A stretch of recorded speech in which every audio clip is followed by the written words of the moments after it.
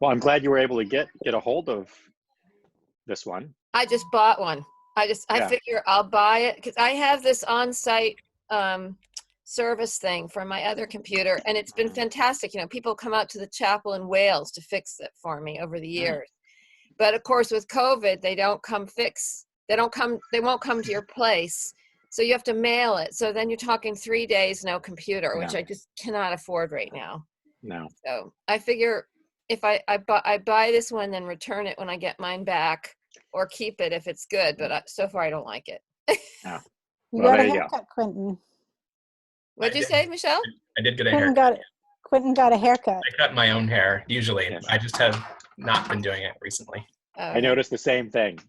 we had to talk about it earlier. Yeah. My partner doesn't want to let me cut his hair. I cut all the kids' hair, so we're good for now. I've only tried my own hair once. How does this? Well, this is an interesting start to our meeting today. Sorry. No, it's fine. I think it's important that we. But yes, that being said, do we have critical mass? I think. Sure. All right. I think so. I'm a little bit behind on the Slack at the moment, so I'm gonna try and catch up with them. Yeah, it was like, while you on Do Not Disturb, you've got 1,000 notifications. So I'm having a call with Matt and Kate after this stand-up, just to get caught up a little bit on the call that they had with Michelle. But I think the upshot of that is that we are basically going to take away managerial responsibilities from Michelle and Quentin so that they can focus on getting the 209A across the finish line. That's what I got from that. Other than what's everyone been up to? Are there any blocks that we're experiencing? I have to keep rethinking some of the logic for this affidavit, but I'm getting there. I'm just going a simpler way, I think. For some of the really complicated tables. Just speaking of tables, I don't know if this has already been done, but when you have a table with, I think you're talking about the table with children, but when you have tables in, say, the child support affidavits, I think, when you have amounts, does that automatically add up to the total amount? I don't know if am I explaining that right. What do you mean? Like you have to say how many kids somewhere? Like it asks that. No, you have to say like monthly expenses. You're talking about the financial statement part of it. Financial statement. Yeah, the child support affidavit doesn't need adding. Okay. Those forms do exist in family law. Okay, but they're not. I think I've seen one, and it came up in a quality check or something, and someone asked me to bring it up, where it was it was in the conservatorship one, talking about assets, where if that could just add up automatically. That's just something that's a side.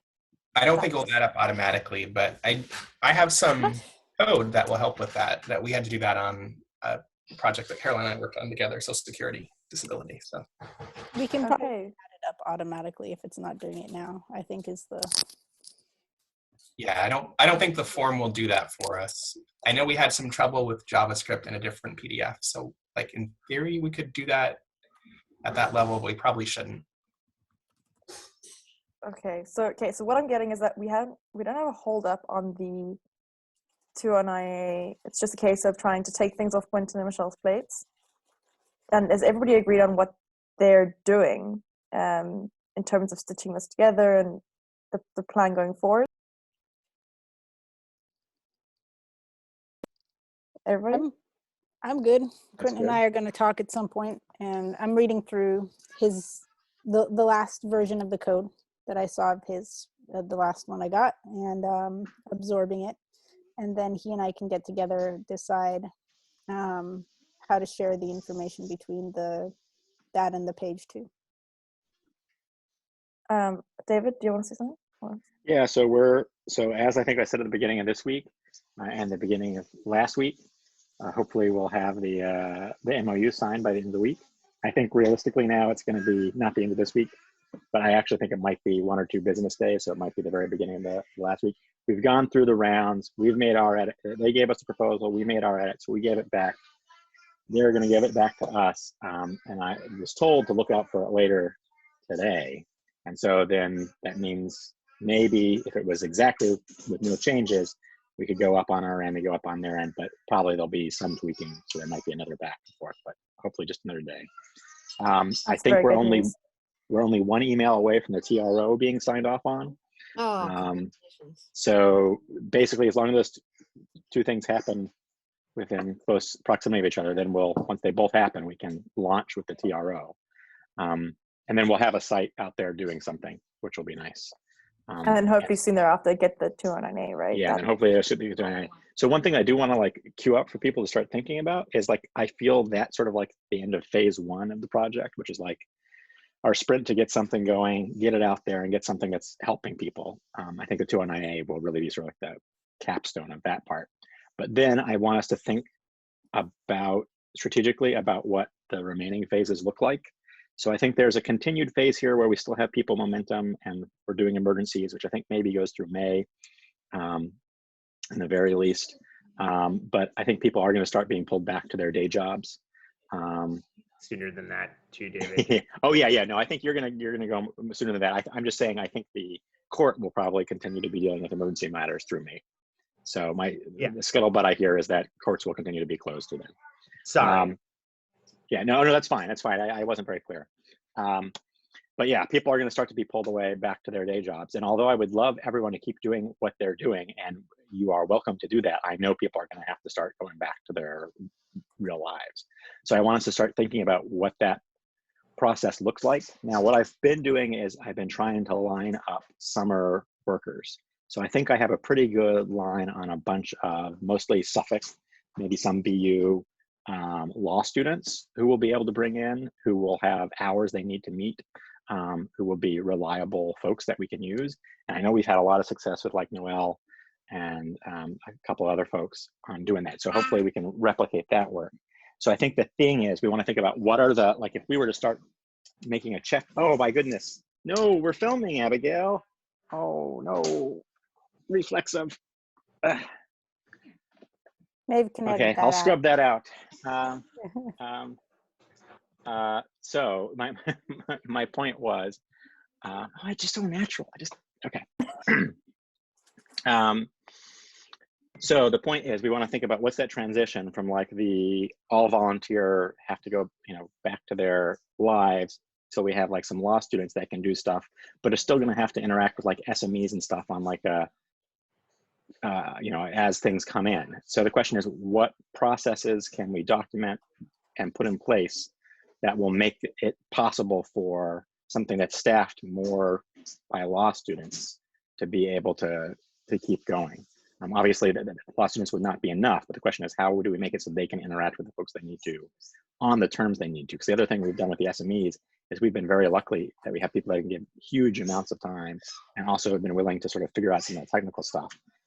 So the question is, what happens when we're in a situation where it's like, we have SMEs who aren't that technical, who can maybe do a couple of hours review here or there. How do we build processes for them? And then that's sort of like phase 2. And then phase 3 is as the emergency starts to go away and the courts start to reopen. Quentin and I have talked at length about how we want this project to have legs afterwards in this jurisdiction. Now, of course, we want it to also have legs everywhere else. But the point is we also want to start thinking about producing forms and pro se materials that are beyond the emergency forms. So maybe that's a way to get SMEs involved and be like, what's the thing you've always wanted to have that we can help put together for you? And what will likely happen is that those will not immediately go up on the site as things for people to interact with. But as we start to make this transition, they'll probably show up there without the ability to send it to court, because the court only wants the emergency matters. And then the idea will be, as we transition out of the emergency, in the very least, everything will then become something you can download and submit to the court through normal routes. But I'm working on some angles to try to see if we can get a situation where we can continue some of this relationship and move to a situation where we can do this sort of thing continuing post-emergency. So that's just a lot to think about, but it's really just about how can you document what it is you do so that someone else could step in and do part of it. And even if it's like 5 people to replace one of you, which I think in most cases it would be, how do we do that? So that's just something to think about. That is, I think maybe another way to put it is, how can we set up 5 people to do a bunch of work that will minimize the amount of work that someone like you will have to do? Because someone like an experienced SME will have to step in, but we need to minimize the amount of time and work that it takes for them to do the piece that they are crucial for. They only have to work on the stuff that's specific to their SME knowledge. Yeah. I do think and David, do you want to actually talk about this now, or do you just want us thinking about it? If people want to stay on the line and talk about it, this is a fine place to talk about it. Well, yeah. One thing I will say is that we say again. Maybe maybe the details after the meat of the meeting is yeah. But just I want people to start thinking about, how would you replace yourself? Unless you're not going to replace yourself and you're going to switch jobs and just, live off your trust fund and help do this. Would it also be worth thinking about relationships with organizations that may be able to? Yeah. Okay. Yeah, and that's the sort of phase 3, which is the notion of that after we come out of emergency, we want this project to have a life beyond it. The court is sort of our convening thing for this now, because they're saying they'll accept the emergency forms. The question is, once we move past that, so that we no longer have the direct connection to the court, what are the forms that are useful for the advocates and pro se folks to be able to go to a site, download, and then file in a normal way?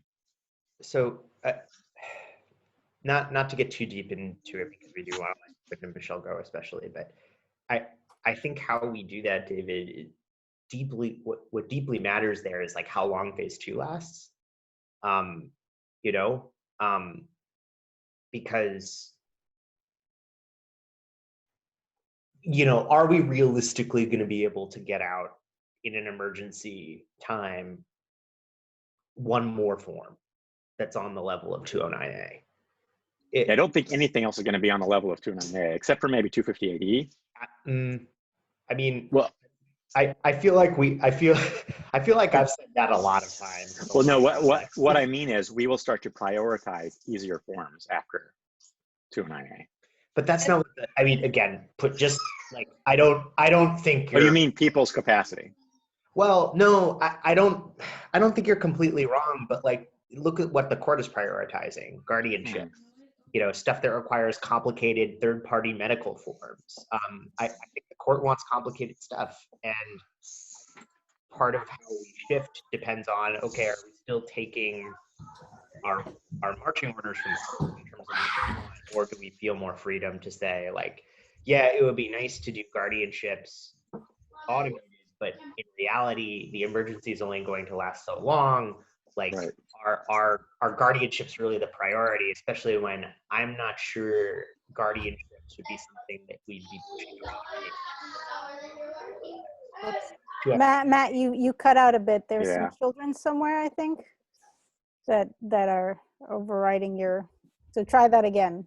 So something about guardianships. Yes. Especially because I think a 209A, there's a lot of reason to push to automate that outside of the pandemic. I'm not sure you can say the same for a guardianship hearing. I don't know. I haven't thought a lot about it, but I don't know. It depends on the context, right? Which type of guardianship we're talking about. And I don't have as strong an opinion about this as it may sound like I do. I think it's just in terms of the task that you're laying out, which is an important one. I think how I think about replacing myself is very different depending upon which of those two things I would be doing next month.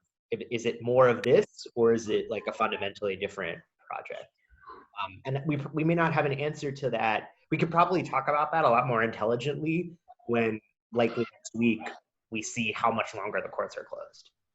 Yeah, I think that's fair. I think that it's probably, we think of it as emergency until it's not emergency, which means that it's more of like this, but hopefully with a slightly different cadence. I want us to realize it's a marathon, not a sprint. This first part was a sprint to get the 209A. But the other stuff I think is more marathon-y, which gets to your point of if it's open, if it's closed for a long time, then it makes sense to do the marathon on a couple more big things. I think we have some models for where this project could go long term. So there's plenty of statewide projects that focus on forms that can be filled in. Most of them don't have the ability to file directly because that's something that courts have only recently been adding, and those projects are like 15, 20 years old. There's Law Help Interactive, which is a national host for those kinds of projects. So we can look to those to see, like, well, what are the partners that they have? How are they funded? What's their sustainability plan? How do they staff those and make sure forms are updated? Or we could say, and we might evaluate and say, hey, that's a project that's taken over by somebody else. We've got it accelerated and it can take off the ground running. Or the other way to think about it is direct service to the advocates and legal aid organizations, and that can be a partner for some of these. A lot of the forms that we were talking about that might be in the next phase that wouldn't be at the court's behest might be ones that attorneys are filling out and want to have an easier way to do that, and they want to have it integrated with their case management system or something like that. So then that could be a way to make it sustainable if we're working with them continually to do that. And perhaps it's replacing something that would otherwise be funded by, that they'd have to pay for out of pocket, a library that can connect to their. So, I mean, I think that is something to keep in mind, that we don't have to reinvent a model for this. And also that the partner that we have and the overall long-term picture for keeping it a sustainably funded project can guide what direction we go next too. Certainly in the next few months, that won't be something we have to decide. We can just try some things and see what grabs people's attention and what's of the most value to people right away.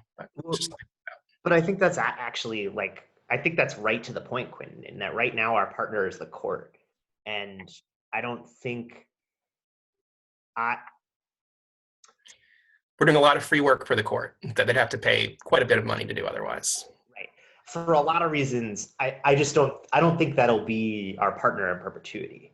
No, so let me tell you where I think our partner will come from. I think it will come from either one or a few large philanthropic agencies with an interest in improving civil justice. I think that given our lab's background and that there probably will be a strong data standards component to it. And so that what ideally I would love to see happening is a situation where the next sort of technical lift, there's like this sort of like continuing with content, but the technical lift would be something like writing, like Quentin was talking about, libraries that would allow people who were using this platform to tie into their case management systems directly, but also, and we would try to get court partners who would be willing to allow us to interface directly with their CMS systems. And so that's the where I would love it to go. And then that becomes like a different technical project. And so that's where the money sort of comes from to do the technical infrastructure. There's still then sort of a question about the content delivery. And that goes, I think, to Michelle's point, where there would be, who's doing content, that sort of stuff. And there, actually, I do think our partner would be likely something like it might actually be the court, but it's not going to be the same body of the court. It's going to be the online court service center that they keep wanting to build. So those are sort of like the two, it would sort of be like a two-pronged, that's my guess if I was just sort of. No, that's really helpful. And it sounds like you and Quentin have unsurprisingly thought a lot about this. So I just want to raise a question from after having worked for nonprofits my entire life is, do you guys want your decisions to be funding led? Or do you want to decide what you want to do and be and try to identify funding for it? I think we're more, yeah, we're right now, I think we have we're looking for funding that will fit our background and mission. Yeah. Yeah. But so the latter. I think it's more when we were talking about funding, but it's not really funding driven. It's just that might indicate who's a long-term partner that has, what's the need we're really filling? Like, what is something that's missing that this project can fulfill long-term? And part of that is finding someone who's willing and able to pay for it. But I don't think that's what would decide it. Right now we have plenty of freedom to just do this project without having to worry about having it be paid for. Because I'm saying as it grows, it's not 2 full-time people, right? It's like it's more full-time people potentially, depending on how big we want it to get. Because I'm thinking also, if you're thinking about pro se people in general, of the kinds of forms that are not necessarily court forms, but that people need, and who's your unheard, unvoiced partners would be the great body of people out there that could benefit. Absolutely. And I think like I said, the natural sort of partners that I see for the direction we've taken this are something like an online court service center, and a philanthropic arm that can help with technical changes to allow communication directly to courts, and to attorneys, CMSs, or nonprofit CMSs. So that's just some stuff to think about. But I think for the near term, phase 2 is just how do we replicate your work throughout the emergency? But it gives you some idea where we're thinking phase 3 might go, if that's helpful. I think that's very helpful. And I think it's given us a lot to think about maybe over the weekend. And on Monday's call, we can come back with some thoughts on that. I also think important is not just documenting, maybe it's just from my point, not just documenting your role, but also what you're helping people to do, because maybe that would fit in under your role. But just the stuff that Michelle and I have largely been making is like, how do you do some of the stuff that we would otherwise be teaching people? So if you're teaching people things, try your best to document that as well, because it's better to just teach one person and then refer future people who need to learn to those materials than you having to teach new people the same thing. We just don't have that bandwidth at the moment. And if what you do is record a video of that conversation, just be like, you know what, we might learn something while we're doing this activity. Maeve is a whiz with video editing and with pulling out like useful information in a video. So I did use one of your videos earlier this week. Yeah. Which I was like, how do I do the multi-line thing? Where's the button? Where's the button? And I watched your. We've just done one. Michelle and I did one on onboarding people to DocAssemble. So how to get set up with dev access and how to unpack those GitHub things into the playground and how to integrate the GitHub. So that's a 6-minute video. But I'm just censoring it for personal information and doing that, and then I will send it through to everyone. So I've already got approval from Michelle and the volunteer who was in terms of the content. They're all happy with how they're portrayed. And now it's just a case of just censoring things.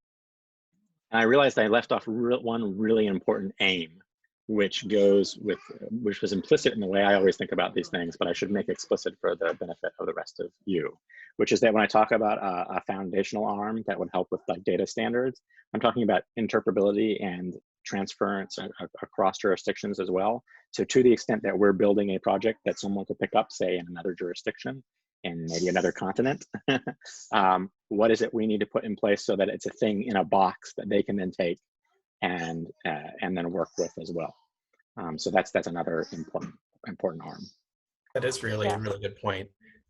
We didn't really ever have someone who we said, hey, you can be our documentarian, but that might be something to think about now. We're a few weeks in, but it's not too late for someone to go. Maeve is very close. Yeah.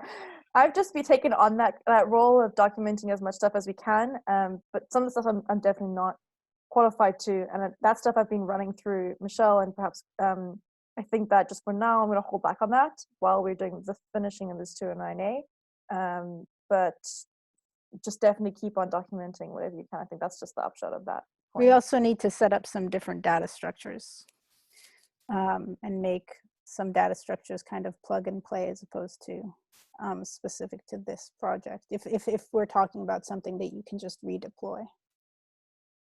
Yeah. Thanks. Okay, well, it sounds like we all have a lot to think about then. Not that we're not busy already. This can run in the background, right? Yeah. I do want you to sort of think about, like, also figure out where your personal lines are for when you're going to have to go back to your day job. Whether or not that's time-based, whether or not that's task-based. like, because I imagine a lot of people, once the 209A and a couple of important forms are out there, and then it's, the impression is like, oh, we're just like filling in other stuff, or we've done everything in your subject area, and now we're on to a different subject area. That might be when you were like, I would argue you always would have something to offer, but that might be when you no longer the balance makes sense for you anymore. Figure out where that line is, and help communicate that to me, so I know what I need to do to help have those, someone waiting in the wings.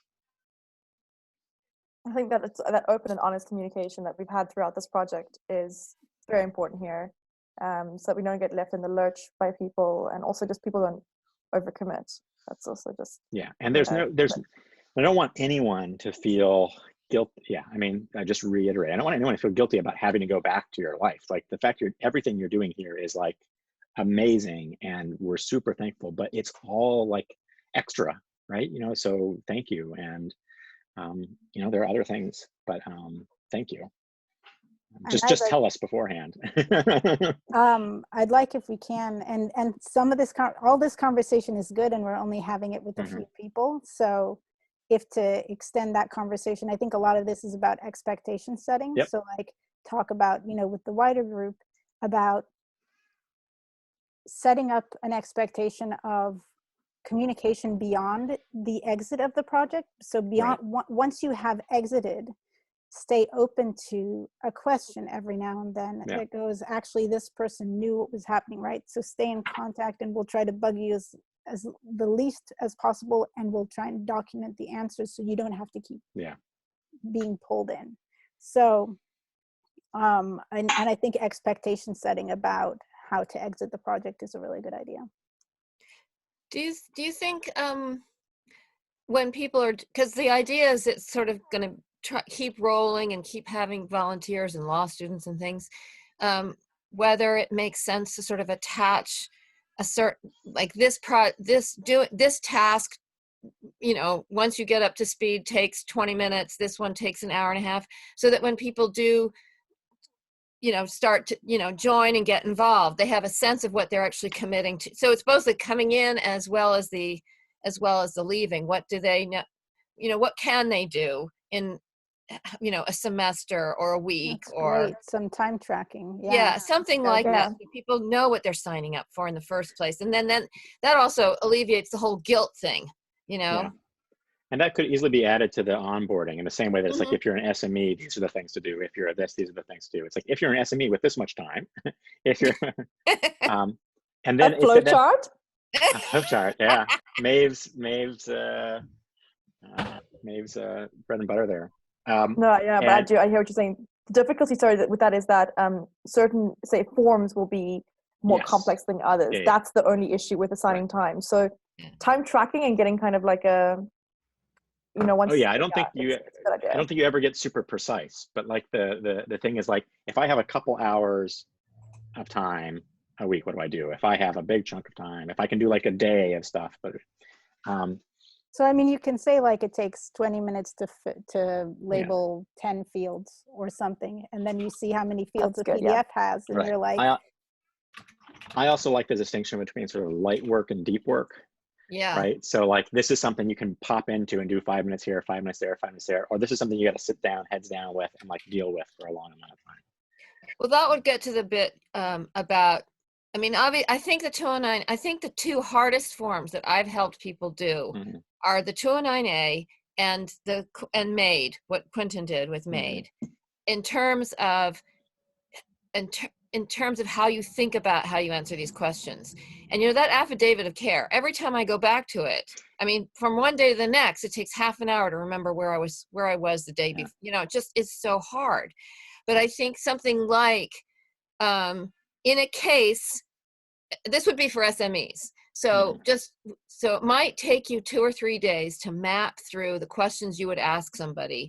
So it would be that kind of an assignment, if you're doing this kind of work, like talking to a client about how they're going to fill out the form, just record yourself. I mean, to start off, record yourself, that kind of thing, and think how many days, because you can't, for something like that, you can't assign a day or 3 days, because that's going to vary from one case to the other. But things like an answer in housing, Quentin's already done, which is huge.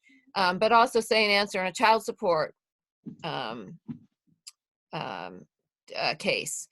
You know, that it's not going to take as long as some of the other, like for example, the eviction answer. Caroline, I just want to like say, because I don't think I say it enough, but like we're super, because you're often these things with all these, I just want to say like thank you for all of your time, and like you've brought like these years of expertise and working and thinking about these projects. Well, I'm so frustrated, really... but I'm so pleased. You know, I mean, I'm not leaving. This is my job.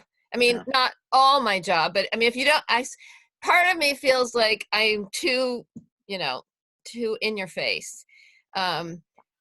I really do. Okay, we try. And I also, this is what I've been doing for 20 years, is trying to figure out how to ask people questions that they can answer, and testing it with people. And, you know, and like who, Kate, you were saying you had no idea how complicated the 209A is because you just sit down and do it. But when you have to give the computer an answer for every question, that's what makes it complicated, because the computer's so dumb, right? I mean, exactly. You know what I mean? It's like, it's no, so I know literal. exactly what you mean. So they're questions that as an attorney with a client you would never ask, and so you don't need the answer to. But a computer needs to know, because if it doesn't go this way, where does it go? And I think that's the thing that's so difficult about this. So real quick, I have to go in a sec, but I think maybe another task for people with experience is to go to our prospective forms, our future ones, and say, this is about how long I think this is going to take, because how we were talking about really good idea. Or they can give it a rating on level of complexity they think it has, and then later we can turn that into time. Do we want to go with the Fibonacci score in the Scrum tradition? You can work that out amongst yourselves. Lawyers doing Scrum. I thought you would appreciate that. I'd love to see that. I'd love to see it. One thing I want to say is this brings up a good point of like trying to capture the amount of work people have done on the existing stuff. I think would also be really beneficial as too, not just for informing our future work, but one of the things that's going to happen is the court's eventually going to be like, okay, we want to take this, you've done all this great work. Should we just redo it in guide and file with Tyler? Right? I'm telling you what they're going to ask. They're going to ask that. And at that point, they're going to say, well, all this volunteer work has done, you know, $200,000 worth of work for you. So if you want to redo that, fine, but you got to get someone to pay those people to do it. You know, so that those hours will be useful for us for other reasons other than just value. It's the value of the project, really, isn't it? You know. Yeah, and I mean, I think just from the attorney background, time tracking is something that we just know. Like, I always just track my time anyways. It's such a bad habit that I've got. Do you do 6-minute increments? Not legal aid lawyers. 0.1.